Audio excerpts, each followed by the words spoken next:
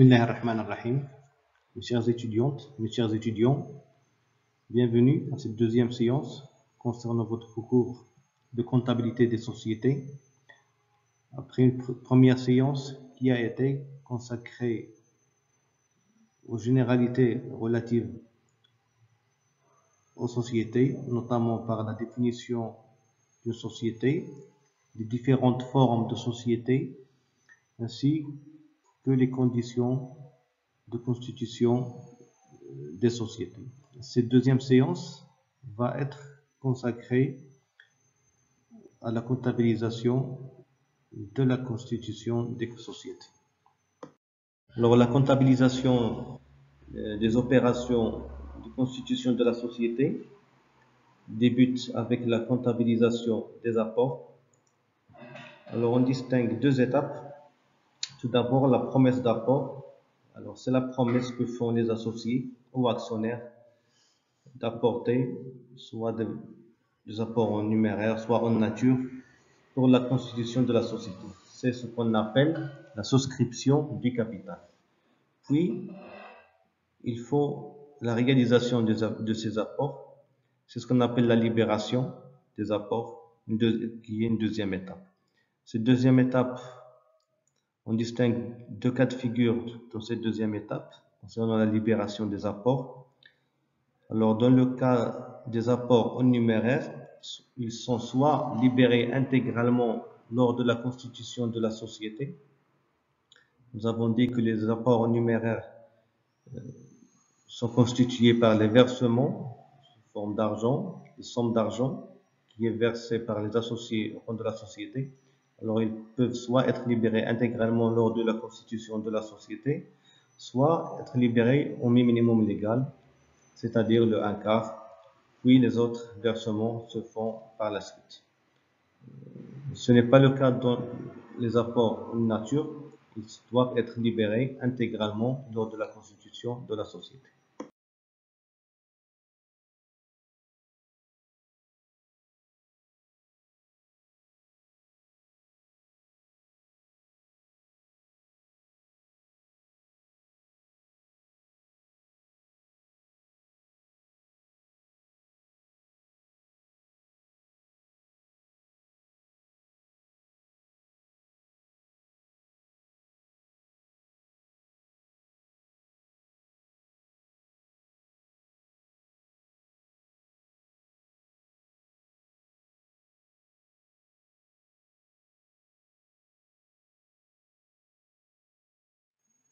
Alors, les comptes utilisés lors de la comptabilisation des apports sont les suivants. Lors de la souscription du capital, dans le cas de libération totale, on utilise les comptes tout d'abord au débit 3461, associé compte d'apport en société, et on crédite le compte 1111, capital social.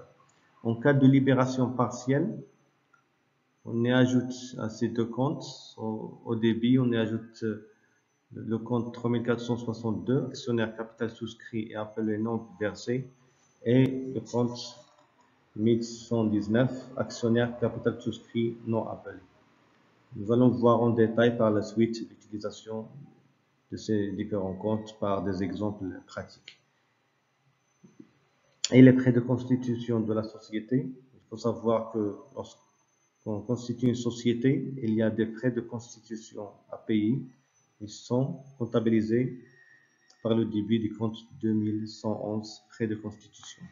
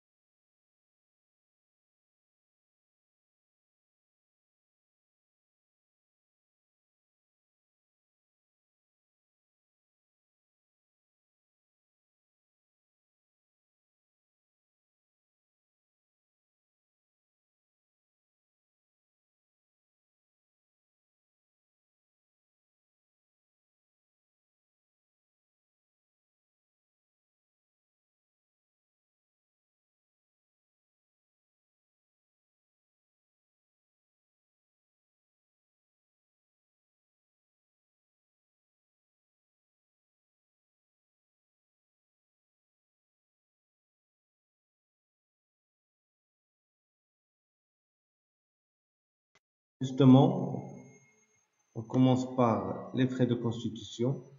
Cette fois, ces frais de constitution. Alors, ce sont tous les frais supportés lors de la constitution de la société. À titre d'exemple, on peut citer les droits d'enregistrement et de timbre, la taxe notariale, les frais de publicité, les frais divers, d'autres frais qui peuvent s'ajouter à ces frais. Alors, il faut noter que la taxe notariale est un taux proportionnel de 0,5% du capital social.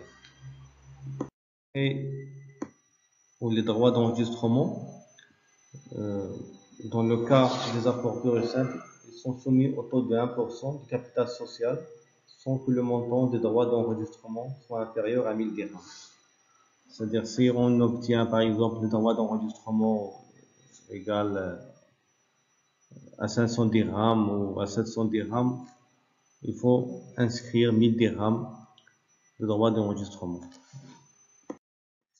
Alors prenons un exemple concernant les droits d'enregistrement, le cas des apports purs et simples, c'est-à-dire les apports qui ne sont pas grevés de dette. Le capital social d'une société est composé des éléments suivants.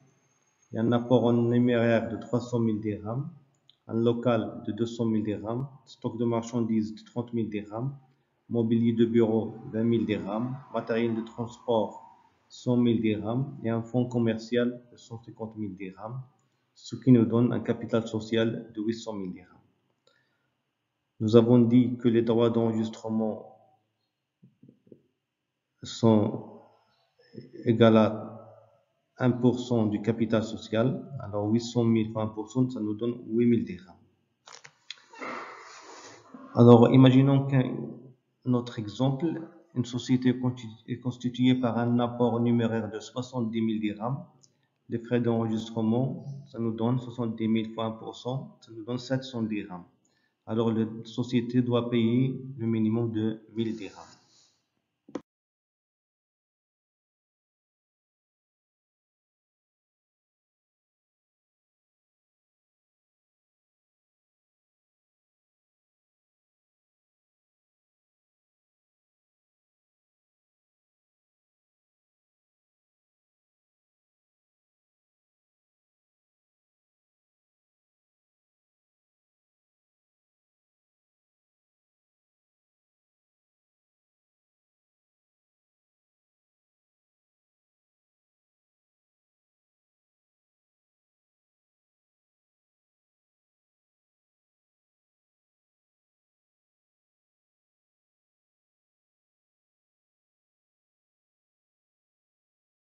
Alors nous allons voir le deuxième cas de calcul de droit d'enregistrement. Alors il concerne les apports à titre onéreux qui sont grevés de dette.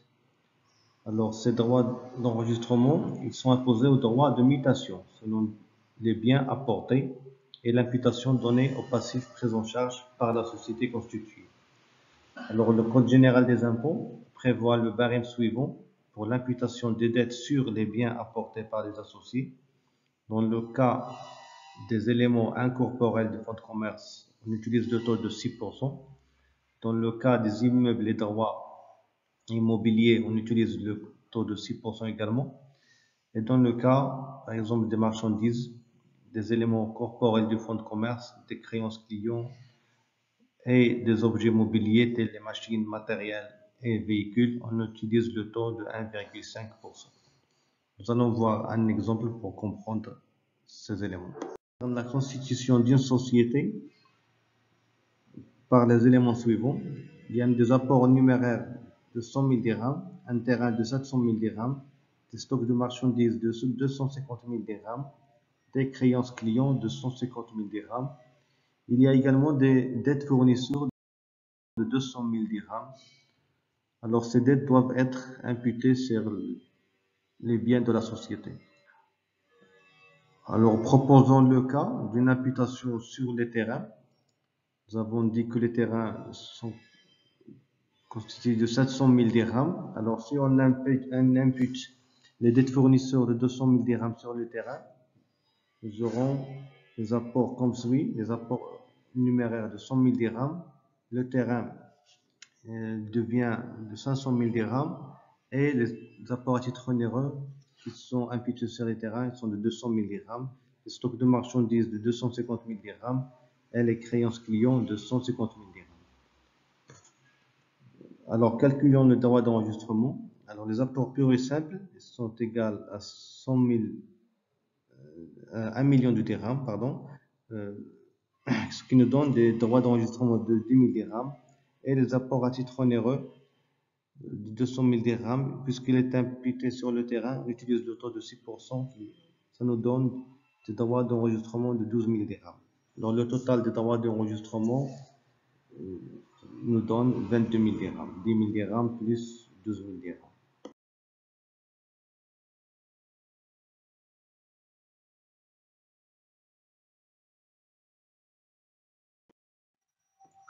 Alors, prenons le même exemple, mais dans ce deuxième cas, on propose une imputation sur les stocks de marchandises. Les stocks de marchandises sont constitués de 250 000 dirhams d'apport.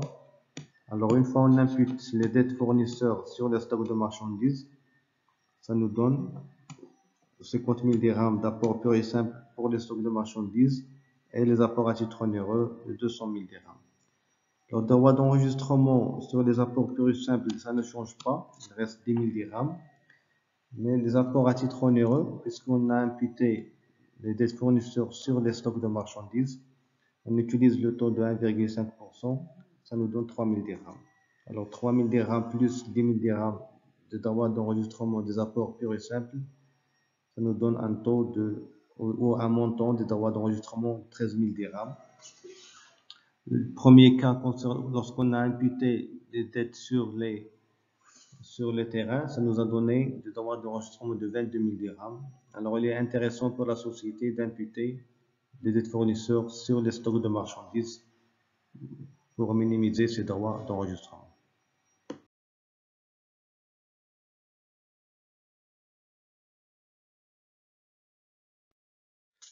Alors, une précision, le Code général des impôts, au titre de l'année 2021, a exonéré les opérations de constitution des sociétés ainsi que l'augmentation du capital du paiement des droits d'enregistrement. Alors, une fois une société constituée, où il veut augmenter son capital, il n'a pas à payer de droits d'enregistrement.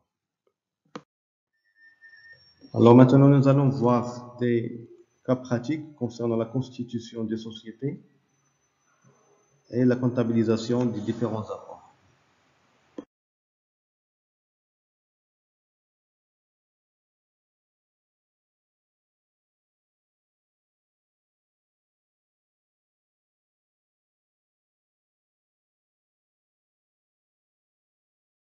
Commençons par un cas de société en nom collectif. Alors, une société en nom collectif a été constituée le 20 janvier par deux associés, Zakaria et Tofir, qui décident d'en constituer cette société avec un capital de 100 000 dirhams réparti à part égale entre les deux associés. La libération des apports a été réalisée le 25 janvier par le versement de 2 chèques au compte bancaire de la société. Alors, ce sont des apports en numéraire, bien sûr. Alors, ils sont libérés dès la constitution de la société. Alors, les frais de constitution s'élèvent à 3 000 dirhams et sont payés par espèce le 31 janvier. Alors, enregistrez ces opérations au journal.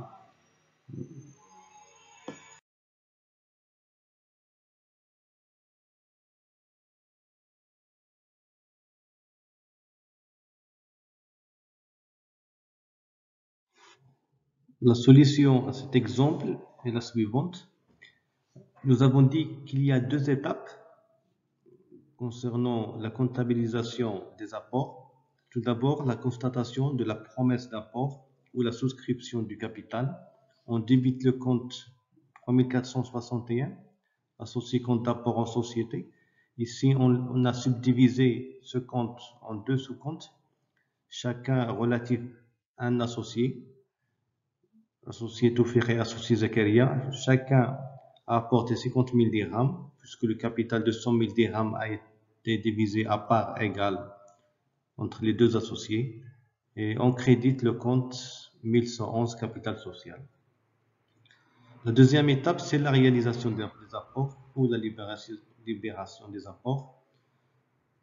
Il est effectué le 25 janvier par versement au compte bancaire de la société. Alors on débite le compte 5141 banque et on crédite les comptes 3461 pour solde. Pour ce qui est des frais de constitution, ils sont comptabilisés comme suit. On débite le compte 2111 frais de constitution et on crédite le compte de paiement correspondant. Dans ce cas, nous avons la caisse et ils sont payés par caisse, alors on crédite le compte 5161. Maintenant, le cas d'une société à responsabilité limitée. Alors, une société à responsabilité limitée a été constituée le 5 avril par deux associés, Ahmed et Adil.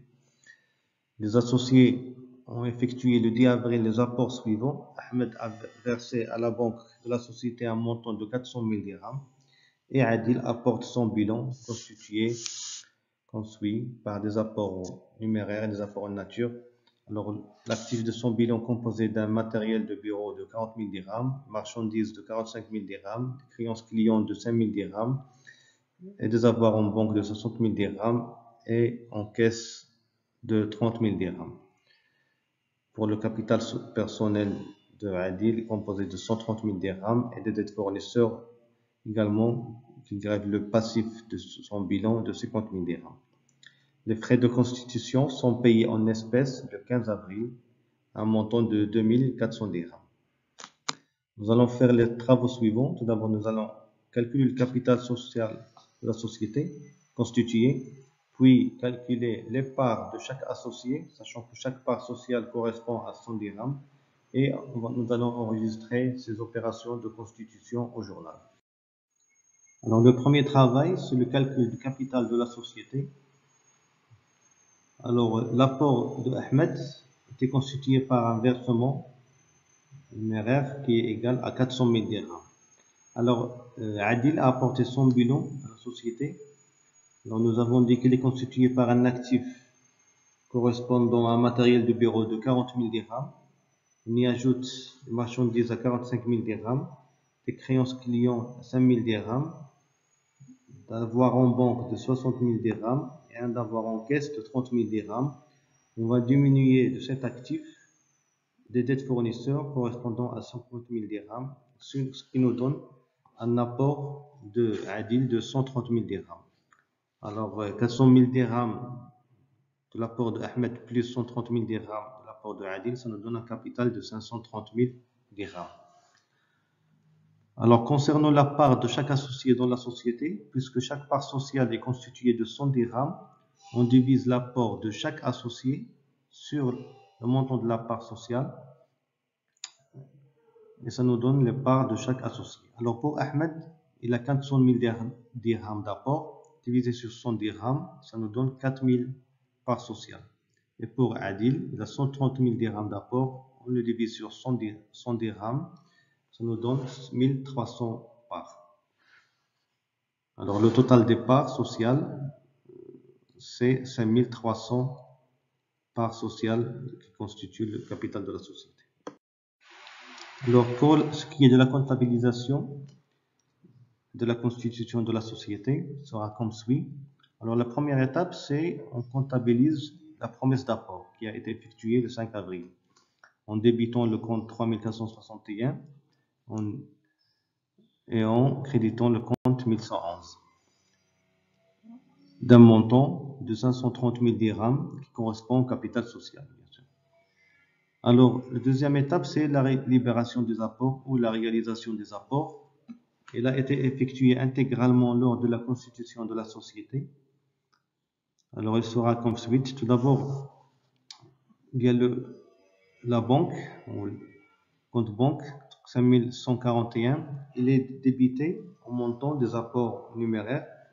Alors, c'est un montant de 460 000 qui correspond à 400 000 dirhams de l'apport de l'associé Ahmed et de 60 000 dirhams de l'apport de l'associé Adil. Puis suivi du compte 2352 correspondant au matériel de bureau, 40 000 dirhams, marchandises de 45 000 dirhams, créances clients de 5 000 dirhams et l'avoir en caisse de 30 000 dirhams qui sont inscrits au bilan de l'associé Adil. Puis, on crédite le compte 3461 pour solde à un montant de 530 000 dirhams. Également, on crédite le compte 4111 correspondant aux dettes fournisseurs inscrites sur le bilan de l'associé Adil d'un montant de 50 000 dirhams. Les frais de constitution sont payés le 15 avril par caisse. On débite le compte 2111 et on crédite le compte 5161 d'un montant de 2400 dirhams. Alors, il nous reste le cas de constitution de société anonyme. On va le laisser à la séance prochaine parce qu'il y a plusieurs cas de figure. Alors, merci pour votre suivi et je vous donne rendez-vous à la séance prochaine. À bientôt. Merci.